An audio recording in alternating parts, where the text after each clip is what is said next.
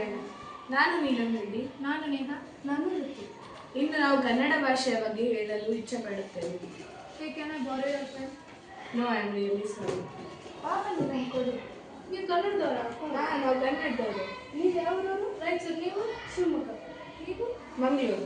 ಮಂಗಳೂರು ಅಂದಾಗ ನೆನಪಾಯಿತು ಮಂಜೇಶ್ವರ. ನಮ್ಮ ಶ್ರೇಷ್ಠ ಕವಿ ಎಂ ಗೋವಿಂದಪ್ಪಯವರು ಜನಿಸಿದರು. ಇವರು ಮಾರ್ಚ್ 23, 1883 ಕೇರಳದ ಮಂಜೇಶ್ವರದಲ್ಲಿ ಜನಿಸಿದ್ದಾರೆ. ಆದರೆ ಕರ್ನಾಟಕದೊಂದಿಗೆ ಭಾವನಾತ್ಮಕ ಸಂಬಂಧ ಹೊಂದಿದ್ದಾರೆ. ಇವರಿಗೆ 1949ರಲ್ಲಿ ಮದ್ರಾಸ್ ಸರ್ಕಾರದಿಂದ ರಾಷ್ಟ್ರಕವಿ ಎಂದು ಬಿರುದು ಬಂದಿದೆ. ಇಂಗ್ಲಿಷ್, ಸಂಸ್ಕೃತ, ಕೊಂಕಣಿ ಸೇರಿದಂತೆ 20ಕ್ಕೂ ಹೆಚ್ಚು ಭಾಷೆಗಳು ಬರುತ್ತಿದ್ದವು. ಕುಮಸಾಕ, ಕಾಯಾಯ್ ಕೋಮಾಜಿ ನಾಟಕಗಳು ಮತ್ತು ಗಳಿಬಿಂಡು ಕವನ ಸಂಕಲನ, ವಚನಗಳ ಜೊತೆಗೆ ಯೋಗಾಂಗಾತ್ರಿನಿಧಿ ಮತ್ತು ಮಂತ್ರಗೋಪ್ಯ ಎಂಬುವ ಕೃತಿಗಳನ್ನು ಸಹ ರಚಿಸಿದ್ದಾರೆ. ಅವರು ಸ್ತ್ರೀ ಸಮಾನತೆ, ಭಕ್ತಿ ಮತ್ತು ಸಾಮಾಜಿಕ ಬದಲಾವಣೆಯ ಹಿರಿಕರಾಗಿ ಇಂದಿಗೂ ಪ್ರೇರಣೆಯಾಗಿದ್ದಾರೆ.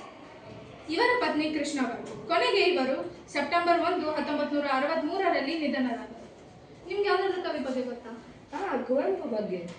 ಕುವೆಂಪು ಅವರು 1904ರಲ್ಲಿ ಜನಿಸಿದರು. ಕನ್ನಡದ ಪ್ರಸಿದ್ಧ ಕವಿ ಮತ್ತು ಸಾಹಿತಿ. ಇವರ ನಿಜ ಹೆಸರು ಗುಪ್ಪಳ್ಳಿ ವೆಂಕಟಪ್ಪ ಪುಟ್ಟಪ್ಪ.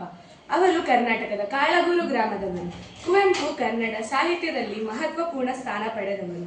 ಅವರು ಮಲೆನಾಡು, ಶ್ರೀರಾಮರಾಂಚನ, ಜಯದ್ರಥ ಯಾತ್ರೆ ಮತ್ತು ಕರ್ನಾಟಕ ದರ್ಶನ ಮೊದಲಾದ ಕೃತಿಗಳನ್ನು ಬರೆದಿದ್ದಾರೆ.